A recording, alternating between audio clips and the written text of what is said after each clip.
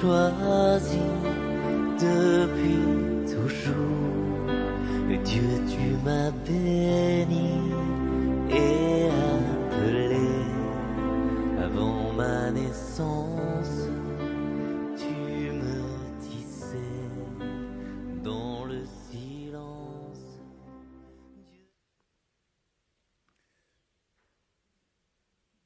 Bonjour. Il fait très chaud, hein? Ça va, non? Faut pas se plaindre pour tout. Voilà. Quand c'est bien, c'est bien. Faut pas. C'est vrai que notre nature humaine est toujours qu'il y a quelque chose qui ne va pas, on ne voit pas le reste. Mais quand ça ne va pas, on reste sur ce qui ne va pas. Mais tout va bien maintenant, hein? En attendant novembre, décembre, janvier. Mais il faut profiter maintenant. Je rends grâce à Dieu qui nous donne la force de pouvoir continuer malgré les moments par lesquels nous passons. C'est pour ça qu'il est notre Dieu et que, franchement, ça fait du bien de l'avoir. Il y a des moments où je réfléchis, je me dis, mais ceux qui, quand ils se réveillent, ils ne pensent pas à Dieu, ils font comment? Vous voyez, quand on est dans sa bulle, on imagine les autres, on se dit, mais c'est pas possible. Si j'étais comme eux, sûrement je serais en train de être ailleurs. On imagine tout, quoi. Mais rendons grâce à Dieu parce que, en fait, sa grâce est immense et son amour est vraiment sans faille. Tant que nous sommes avec lui, persévérons avec lui. Il va peut-être nous arriver des moments où nous allons peut-être aller de côté, mais disons-lui, Seigneur, si tu vois que je vais de côté, n'hésite pas, n'attends même pas que fais-moi revenir sur le droit chemin. Dieu tient compte. Hein? Il tient compte de ça. Ah, il m'avait dit. Eh bien, il te fait revenir dans le droit chemin. Exactement comme Jacob faisait revenir ses brebis sur le droit chemin quand une brebis était têtue. Il faisait revenir avec son bâton de berger pour que la brebis reste sur la voie. Alors, Hervé nous a lu un passage des Actes, les Actes des Apôtres. Après qu'ils soient disciples pendant 3 ans et demi, ils sont devenus apôtres parce qu'ils ont reçu la mission d'aller ça et là proclamer la bonne nouvelle de l'Évangile. Et parmi ces apôtres, il y a un nouvellement diacre appelé Philippe, à qui il a été donné une mission vraiment particulière, d'aller voir un grand, pas un petit, un grand. Vous avez l'impression que quand le Saint-Esprit commence à évangéliser, il fait ça de manière stratégique. Il touche un Africain qui venait adorer, c'est-à-dire qui judaïsait, parce que les Éthiopiens sont, la race royale est descendante de Salomon, de la reine de Saba. Et les Éthiopiens judaïsaient également, comme beaucoup d'Africains qui judaïsaient. Donc ils allaient à Jérusalem pour adorer. Sur le chemin du retour, ils rencontrent donc cet homme.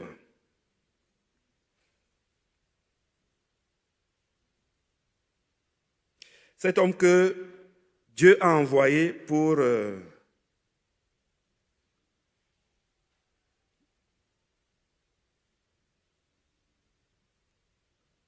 tant que je maîtrise mon... Voilà, c'est bon. Oui. Alors, que Dieu a envoyé pour qu'il lui annonce. En fait, Dieu a vu qu'il avait besoin de quelqu'un pour lui expliquer ce qu'il lisait. Ce n'était pas n'importe qui, hein? C'était l'eunuque éthiopien, intendant des trésors du royaume d'Éthiopie. En fait, ce n'était pas un simple trésorier qui garde de l'argent, un simple banquier. C'était le banquier des banquiers.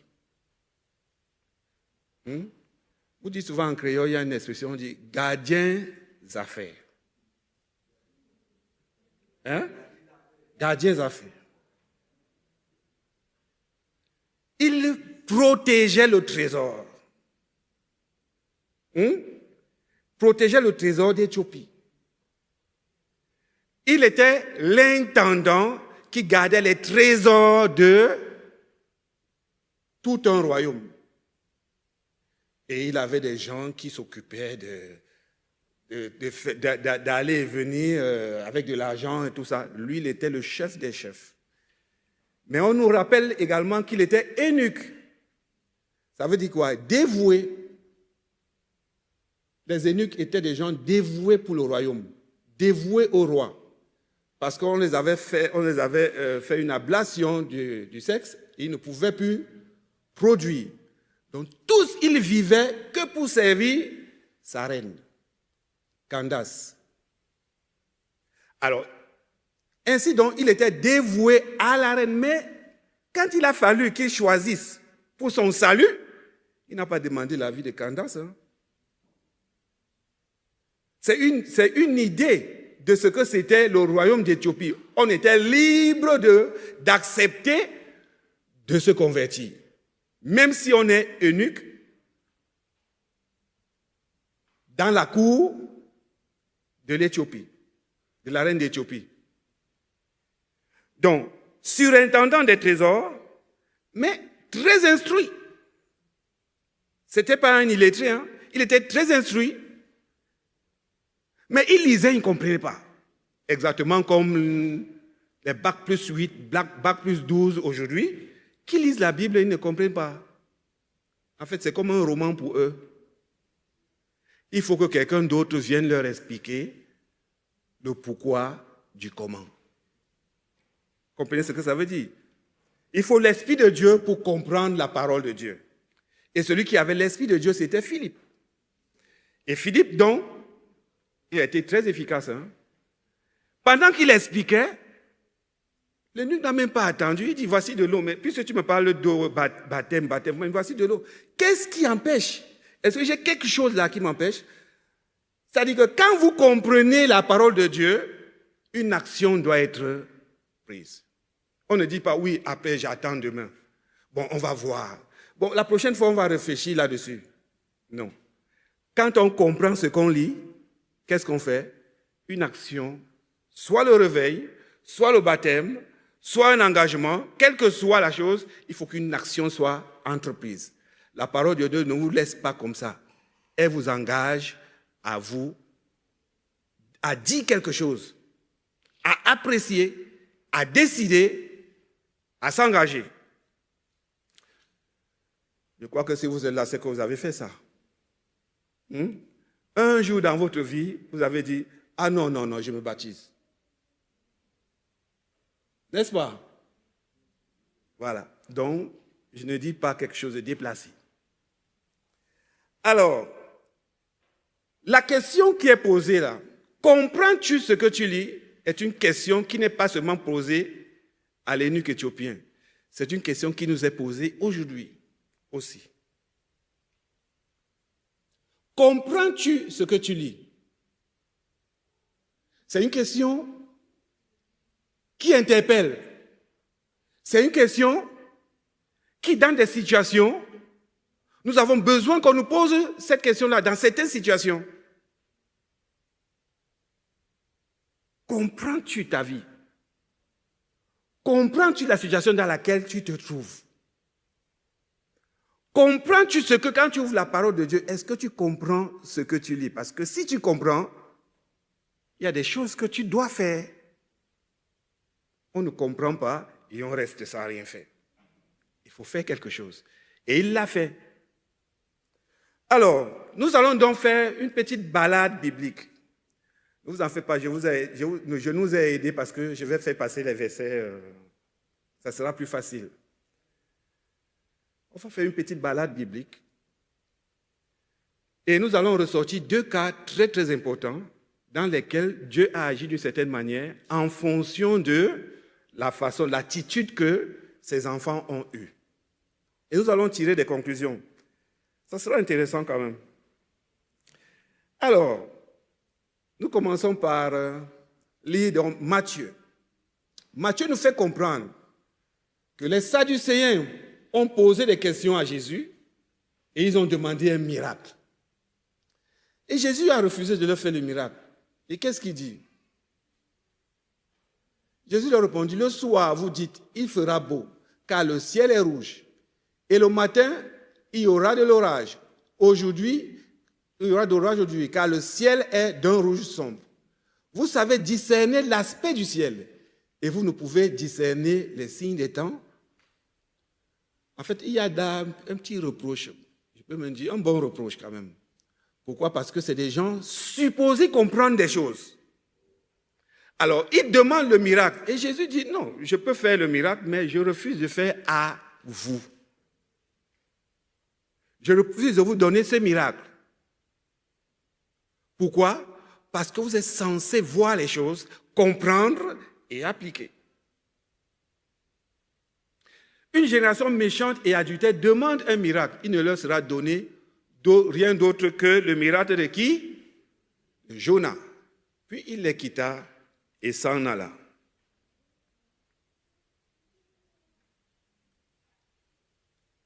Les enfants, Dieu n'a pas les enfants qui doivent marcher n'importe comment. Dieu ne veut pas que nous marchions n'importe comment. Et il fait tout pour que nous ne marchions pas n'importe comment. Voilà pourquoi il nous dit des choses qui doivent arriver. Afin que quand nous les voyons, nous ayons pleinement confiance en lui et que nous fassions ce qu'il nous demande de faire. Garde ta maison. Arrange ta vie. Parce que j'arrive. Voici les signes qui montrent que j'arrive. Arrange ta vie. Arrange ta maison. Arrange tes relations. Ne reste pas comme ça. Fais ce que tu dois faire parce que quand j'arrive, ça sera trop tard. Parce que tu sais très bien discerner les temps. Quand tu vois le champ qui devient, tu sais très bien que la récolte arrive. Tu commences à préparer bien ton ventre pour ce que tu vas manger.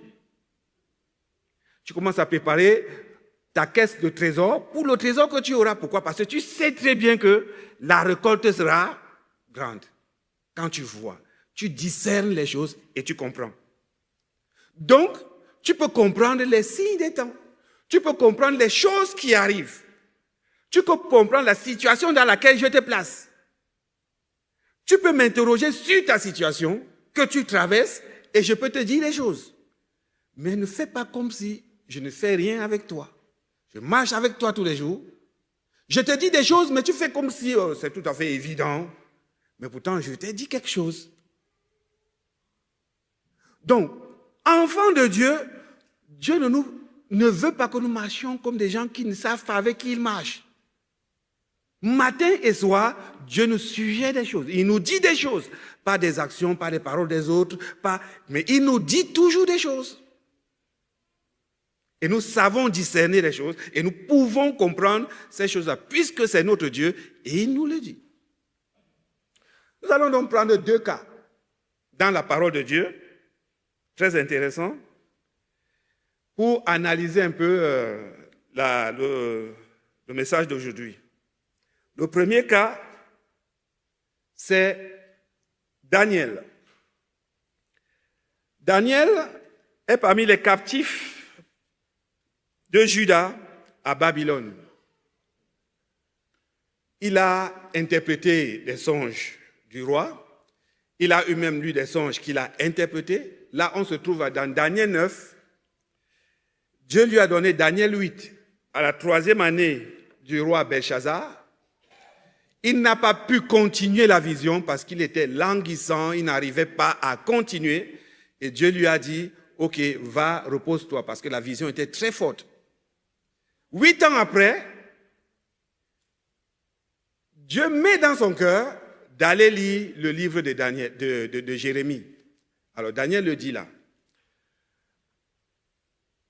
La première année de son règne, verset 2, moi, Daniel, je vis par les livres qu'il devait s'écouler 70 ans pour les ruines de Jérusalem, d'après le nombre des années dont l'Éternel avait parlé à qui?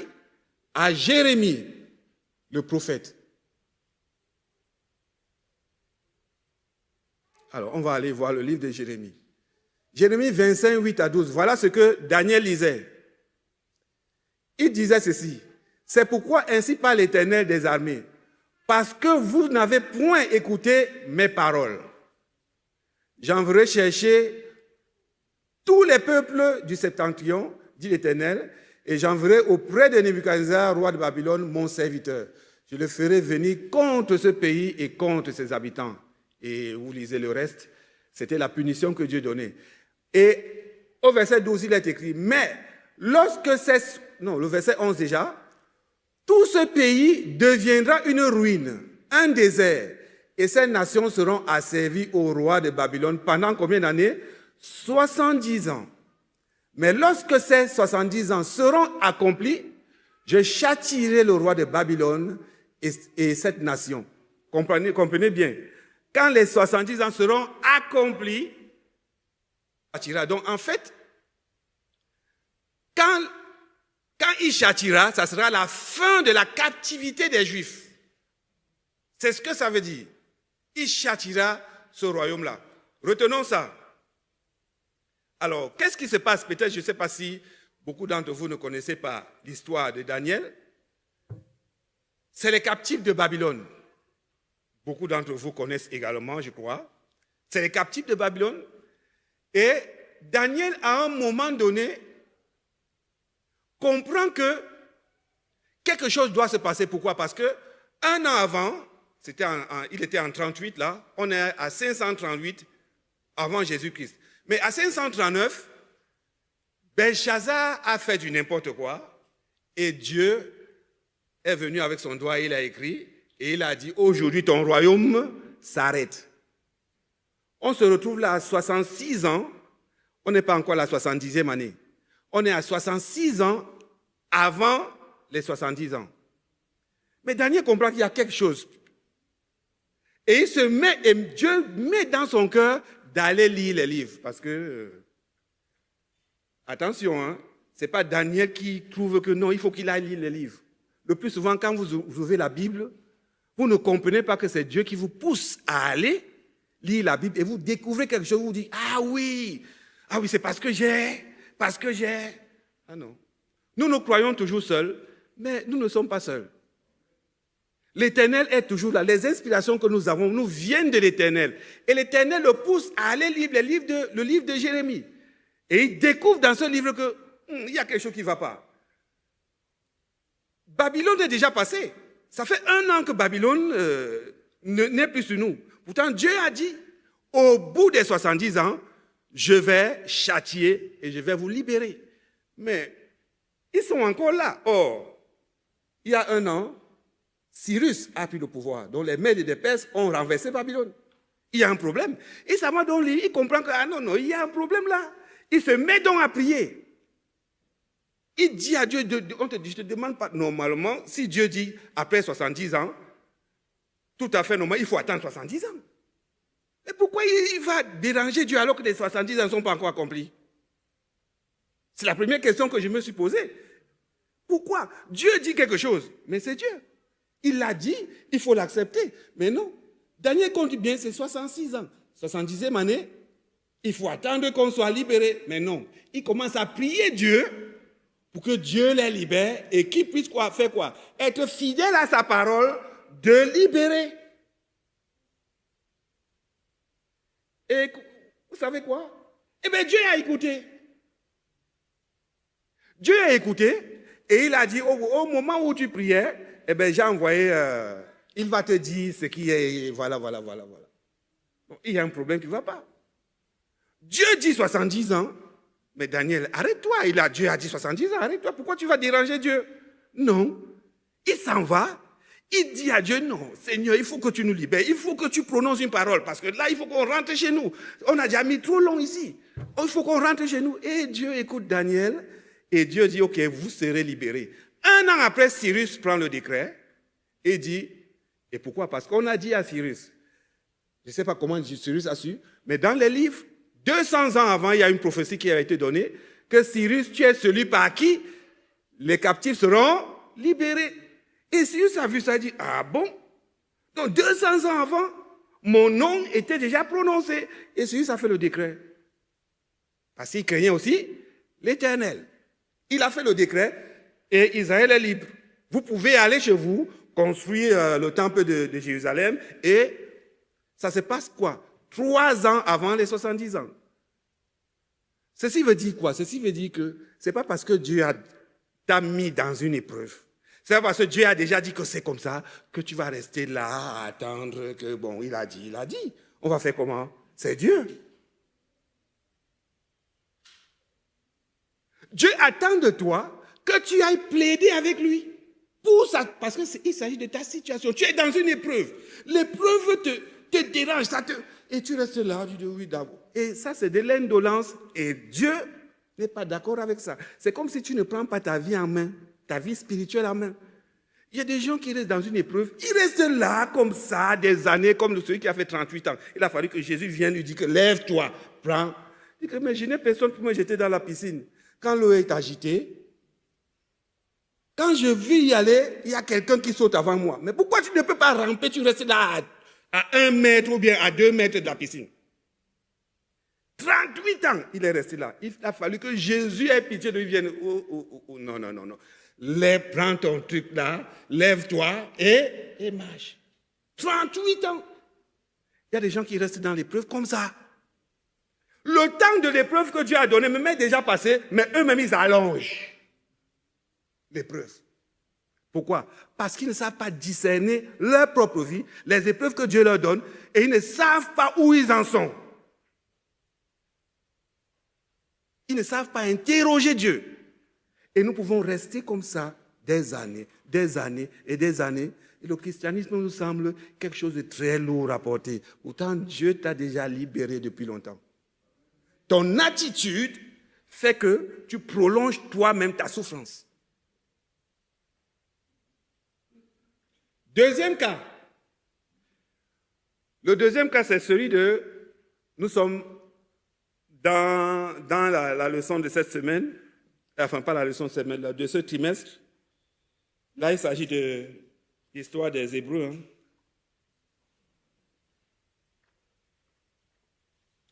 Alors, il faut que je retrouve ma page là. Ok, je l'ai. Alors, Genèse 15. Dieu parle à Abraham et il dit à Abraham, tes enfants vont séjourner en Égypte.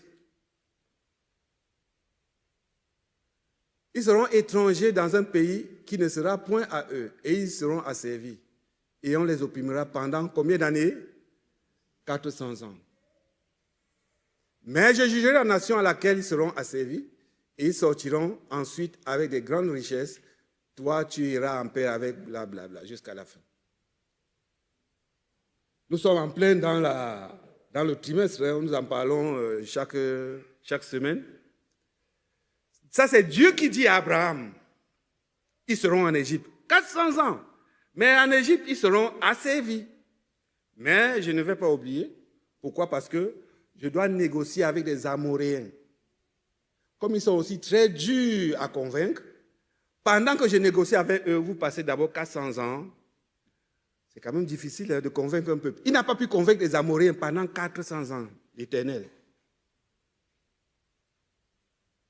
Mais le moment est venu où il devait se rappeler d'Israël.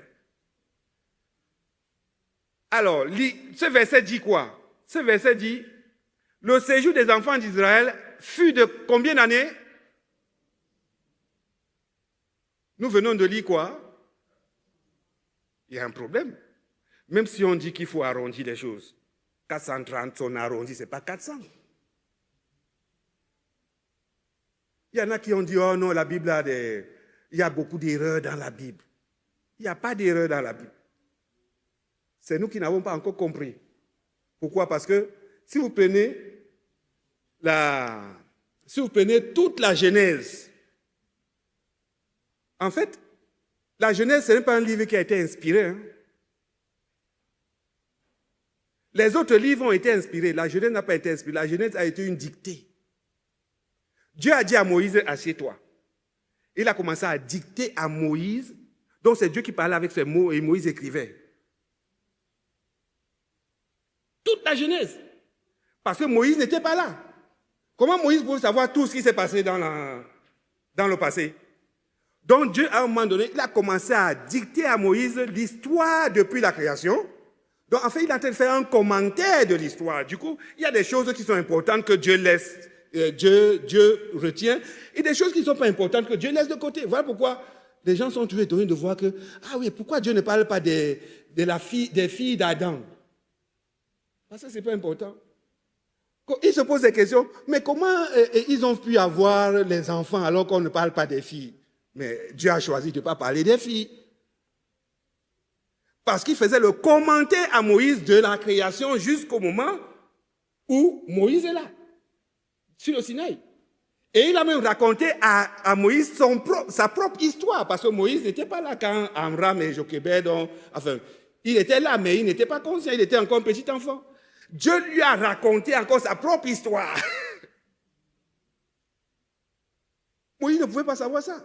Il est assis, j'imagine Moïse, ah bon? Ah oui, ça s'est passé comme ça, ah, il ne savait pas. Il écrit. Pourquoi? Parce que Dieu fait une dictée, Moïse est en train d'écrire. Il est en train d'écrire. Dieu dit ce qui s'est passé, il parle et Moïse écrit. Donc, les autres ont été inspirés parce que Dieu les a parlé dans vision et tout. Et ils ont dit par leurs propres mots. Mais là, Genèse, jusqu'à Exode 1, jusqu'à un certain... Dieu parle lui-même par sa bouche, avec ses propres mots, et Moïse écrit. Donc, il n'y a pas d'erreur dans la Genèse. Même si on dit qu'il peut avoir, mais là, il n'y a pas d'erreur. On va voir pourquoi. Et au bout de 400 ans, 2 fois, le jour même, toutes les armées de l'Éternel sortirent du pays d'Égypte. Alors, allons dans Actes chapitre 7, verset 23.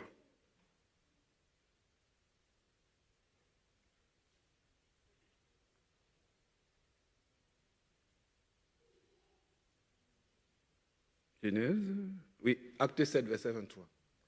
Moïse, avec combien d'années? 40 ans. Lorsqu'il vint dans le cœur, qu'il lui vint dans le cœur de visiter ses frères, les fils d'Israël. C'est quand même bizarre, non? Moïse avait 40 ans, encore par hasard, c'est à 40 ans. Pourquoi pas 35 ans? Il était déjà conscient, non, à 35 ans. Il savait très bien que c'était ses frères. Mais pourquoi c'est à 40 ans qu'il choisit d'aller maintenant visiter ses frères? Il envie un qu'on outrageait et, prenant sa défense, il vengea celui qui était maltraité et frappa l'Égyptien. Il pensait que ses frères comprendraient que quoi? Que Dieu leur accordait la délivrance par sa main. Mais il ne comprit pas. Alors, conteste. C'est Étienne qui est en train de nous donner ce témoignage. Vous vous rappelez d'Étienne? Il était où? Au Sanhédrin. Comment est-ce qu'on décrit cette situation? Étienne animé du Saint-Esprit. Donc, en fait, ce n'est pas Étienne qui parle. Qui parle? C'est le Saint-Esprit qui parle. Le Saint-Esprit peut se tromper sur les dates ou bien les... Non. Pourtant, c'est le même Saint-Esprit qui a dit à Abraham 400 ans. Le même, on nous dit, finalement, ils ont fait 430 ans.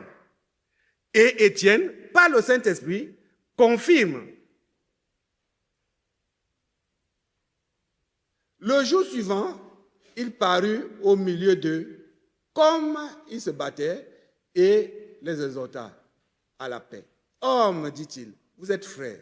Pourquoi vous maltraitez-vous l'un l'autre?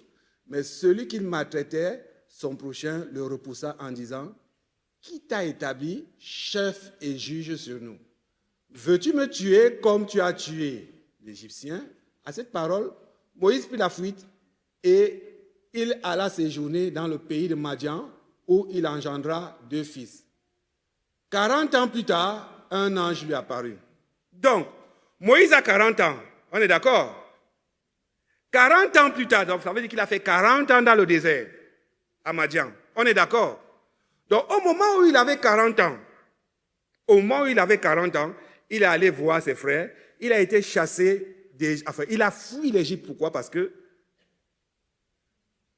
ses frères lui ont dit, tu t'amuses, on va te trahir. Alors, pour ne pas attendre ça, très intelligent, il a compris les temps.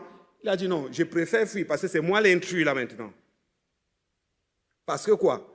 Parce que lui qui est égyptien de par sa culture, égyptien de par sa formation, égyptien de par l'éducation, mais hébreu de par l'origine, ses frères n'ont pas reconnu que voilà celui que Dieu envoie pour nous libérer. Ils étaient prêts à le trahir. Imaginez quelqu'un qui vient avec la bonne volonté de dire ah non, mes frères ne peuvent pas rester dans un esclavage comme ça. Il faut qu'on fasse quelque chose pour eux. Il lui vint dans le cœur, n'oubliez pas la parole. Ce n'est pas Moïse qui allait lui-même. Il lui vint dans le cœur. Et le Saint-Esprit nous fait comprendre que ses frères ne comprirent pas que c'était lui. Donc ça veut dire qu'en fait, le truc dépassait même Moïse lui-même. Donc Moïse est parti de là parce que la mauvaise parole de ses frères, parce que ses frères ne l'ont pas reconnu comme celui qui pouvait les libérer.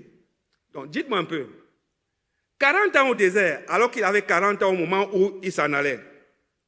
Donc s'ils ont fait 430 ans, 40 ans, 430 moins 40, ça fait combien? Je ne vais pas vous donner la réponse. 390. Donc, quand Moïse avait 30 ans, ils avaient déjà fait combien d'années en Égypte? 390 ans.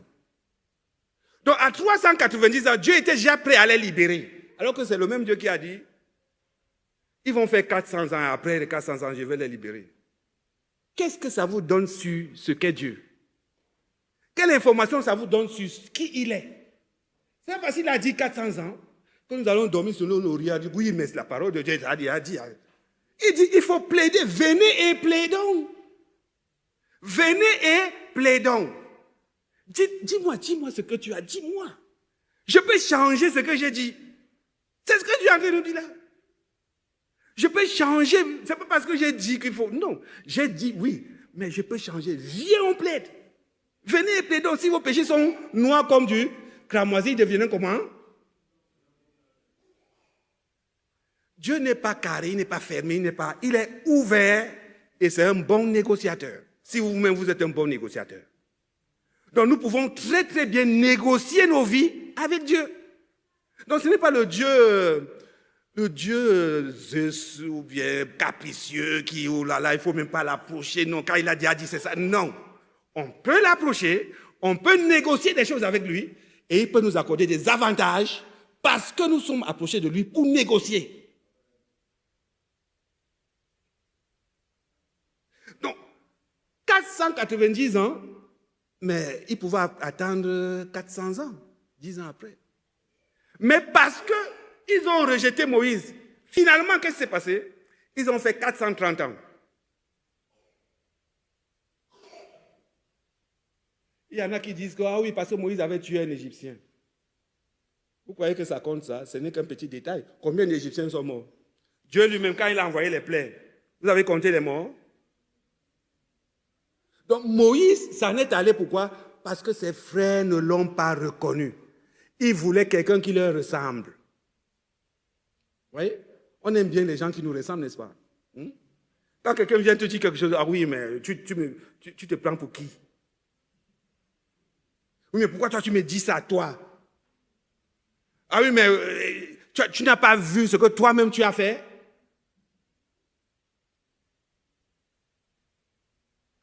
Moïse vient et il se sent rejeté. Pourquoi? Parce qu'il est tellement propre, il est tellement beau, un Égyptien bien taillé, tout.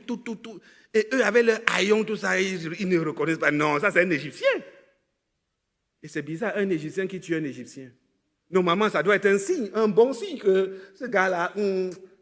Mais non, ils n'ont pas vu ce signe. Ils l'ont rejeté.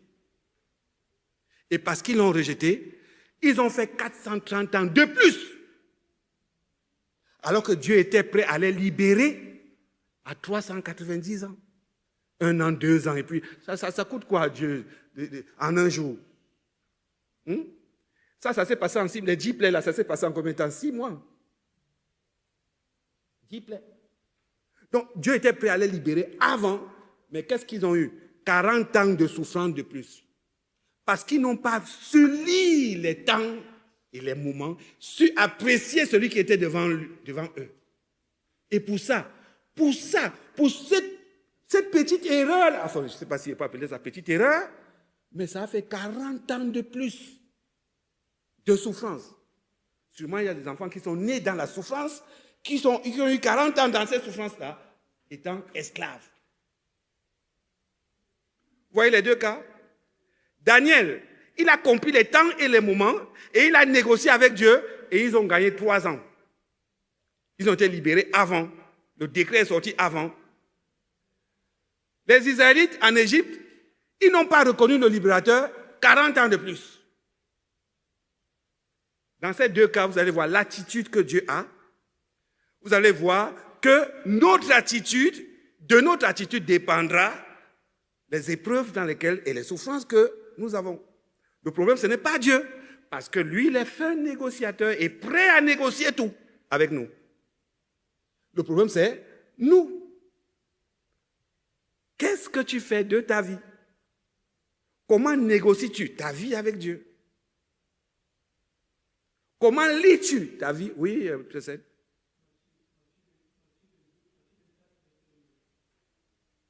Oui? Tu veux qu'on lise? Matthieu 24, tu peux nous... on va t'ennuyer là. Tu peux? Allez, vas-y, le technicien. Matthieu 24, verset 22.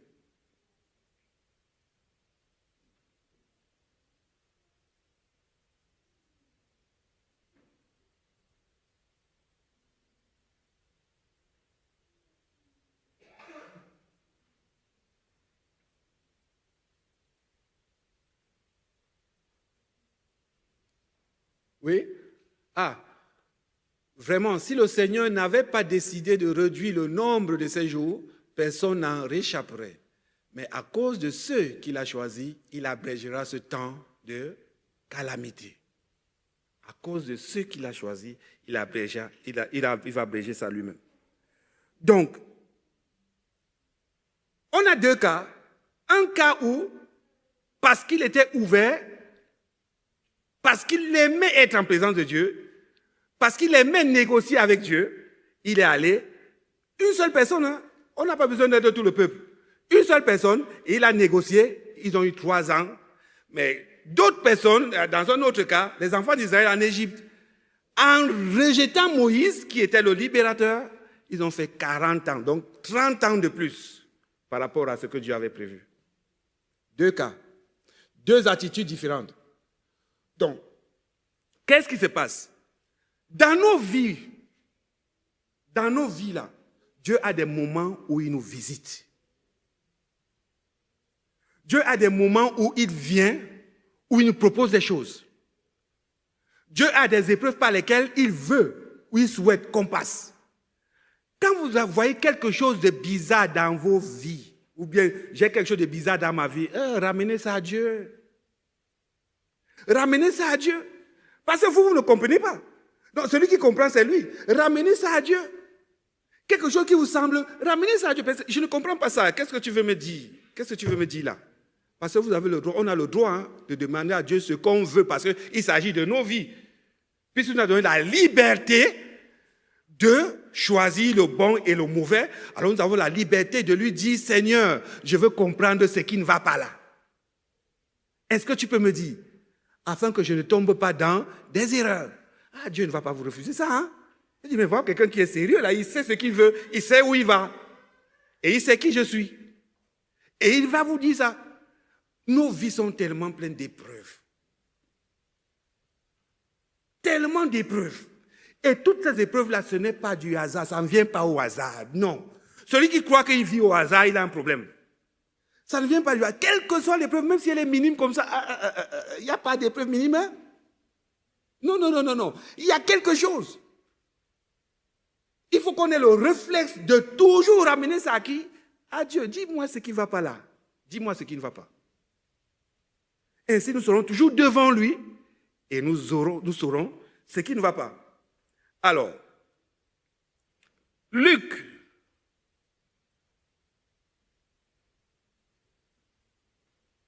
19, verset 41 à 48, nous parle de Jésus. Il pleure sur qui? Sur Jérusalem. Et Jésus dit, si toi aussi au moins en ce jour qui t'est donné, tu connaissais les choses qui appartiennent à ta paix. Mais maintenant, elles sont cachées à tes yeux. Jérusalem attendait Christ. Mais comme ils attendaient plutôt un sauveur qui va les délivrer des Romains, ils ne comprenaient rien de ce qui se passait. Dieu voulait d'abord les délivrer spirituellement, les délivrer du péché, afin qu'il n'y ait pas la calamité qui arrive. Mais qu'est-ce qui s'est passé? Ils ont rejeté celui qui voulait les sauver de leur propre péché, et finalement, ils l'ont eu. Calamité totale. Et il le dit là. Il viendra sur toi des jours où tes ennemis t'environneront de tranchées, t'enfermeront et te serreront de toutes parts, et ils détruiront toi et tes enfants au milieu de toi, et ils ne laisseront pas en toi pierre sur pierre, parce que tu n'as pas connu le temps où tu as été comment? Je suis venu à toi, tu m'as rejeté. Mais tu comptes sur quoi? Je suis celui qui t'a fondé, j'étais fondé, c'est Dieu qui a fondé Israël. Il a mis les lois, tout. Pourquoi? Pour que Jésus vienne. Et celui qui a fondé, il arrive et vous le jetez dehors. Mais c'est bizarre. Denis, tu es ici, tu construis ton château à... Non, pas aux Antilles. Ou dans ton quartier, c'est où là-bas? Saint-Paul, voilà. Tu construis là-bas, tu construis. Tu arrives maintenant pour bonne retraite, voilà quoi. On te dit, tu es qui? Va-t'en. Tu n'as rien à voir ici. Mais tu fais quoi, Denis? Ah non. Ça a couloussé. Et ils auront les conséquences. Et Dieu dit, ça dit, tu ne connais pas les choses qui appartiennent à ta paix. La paix veut dire beaucoup de choses. Ça dit que je te protège, je te donne tout et personne ne peut être contre toi. Et qu'est-ce qui s'est passé après? 40 ans après, en l'an 70, l'histoire a retenu cette date comme la diaspora. Le terme qui est donné, c'est la diaspora. La dispersion des Juifs dans le monde entier. Et depuis ce temps-là, les Juifs sont passés. Les Juifs hongrois, les Juifs russes, les Juifs allemands, les Juifs français, les Juifs marocains, les Juifs partout, les Juifs, même les Juifs anglais, jusqu'aux États-Unis, les Juifs, ils sont dispersés comme ça. À cause de ça. Parce qu'ils ont rejeté. Et cette parole qui leur a été donnée, c'est pour ça. En l'an 70, les Romains ont détruit. Complètement détruit. Et ils se sont dispersés dans le monde entier. Il n'y a pas longtemps qu'on a fait un petit truc là. En 1948, après la Deuxième Guerre mondiale. Et regardez maintenant ce qui se passe. Maintenant, c'est eux qui sont en train de détruire les Palestiniens. Donc, on est là dans quoi? On est là dans quoi? Dieu nous visite. Dieu nous visite. Et au moment où Dieu vient nous visiter, il veut que nous puissions comprendre, discerner les temps. Regarde ta vie, regarde bien ta vie. Discerne ce qu'il y a dans ta vie. Reprends-la. Commence à la disséquer. Il y a 5 ans, il y a 10 ans, il y a 30 ans. Comment j'étais? Qu'est-ce qui se passe? Pourquoi maintenant? Pourquoi je suis là? Qu'est-ce qui se passe dans ma vie? Qu'est-ce que Dieu projette pour moi? Est-ce que l'attitude que j'ai actuellement me garantit la vie éternelle? Est-ce que l'attitude, je ne dis pas, mais l'attitude que j'ai actuellement là me garantit une bonne marche avec mon Dieu? Est-ce que je comprends, je sais, je saisis? Est-ce que je peux comprendre maintenant dans ma vie quelles sont les épreuves qui me font avancer ou alors qui me font reculer? Il faut plaider avec le Seigneur. Ce qu'il faut retenir, c'est que nous sommes sentinelles dans notre propre vie. Pas seulement sentinelles des autres. C'est trop facile d'être sentinelle des autres. Hein? On regarde beaucoup d'erreurs chez les autres. Oh là là, le frère ou la sœur. C'est le meilleur poste quand il faut être sentinelle pour les autres. Mais Dieu veut aussi que nous soyons sentinelles de notre propre vie. Regarde dans ta vie ce qui ne va pas. Plaide avec Dieu dans la prière sur le pourquoi et pour quel but sont les épreuves qui sont dans ta vie. La parole de Dieu est réelle, mais elle ne s'accomplit pas sans nous. il fait toujours une connexion, il faut toujours une connexion, une relation avec Dieu pour comprendre ce qui se passe dans nos vies. Alors, notre attitude dans l'épreuve pourra influencer la durée de celle-ci. Soit on reste s'éterniser dans l'épreuve, soit très très vite on comprend, on a compris et puis on passe à l'étape supérieure. Si nous comprenons ce que nous lisons, alors nous pouvons raccourcir les épreuves par lesquelles le Seigneur nous fait passer. A contrario, nous allons les allonger. Comprends-tu ce que tu lis? Comprends-tu comment tu dois lire ta vie? Comprends-tu ta vie? Comprends-tu le cheminement que l'Éternel a avec toi? Est-ce que tu comprends? Alors si tu comprends, il y a quelque chose que tu dois faire. Tu dois faire quelque chose.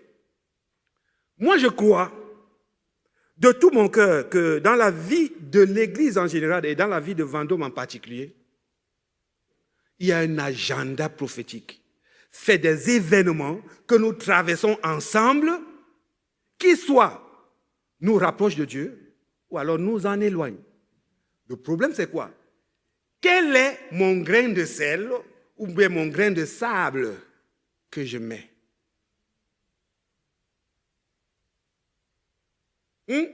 On se comprend? Dans l'agenda de la France, il y a un agenda prophétique pour la France. Il y a un agenda prophétique pour l'Église. Il y a un agenda prophétique pour Vendôme, comme il y a un agenda prophétique pour moi personnellement. L'Éternel a l'agenda prophétique de chacun de nous.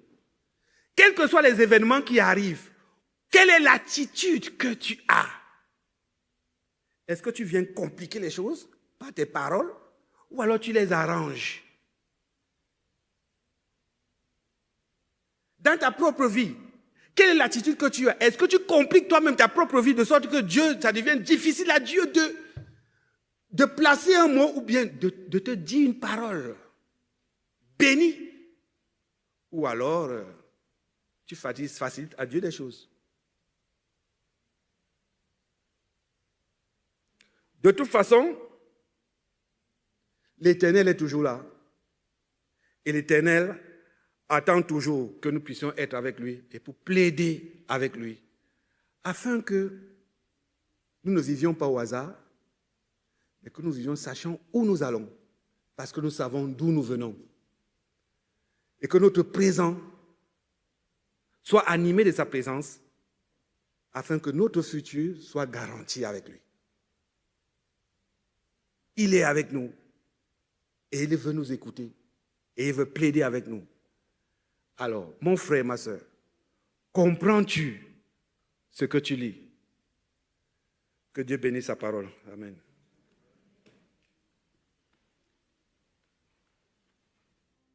Dieu éternel, je sais que tu m'aimes, tu es mon Père, je suis ton enfant. Dieu éternel, je sais que tu m'aimes, je suis à toi éternellement. Où donc aller, loin de ton souffle? Où m'enfuirai-je, loin de ta face? Je monte aux cieux, mon Dieu, tu es là, dans les abîmes, ta main est sur moi. Dieu éternel,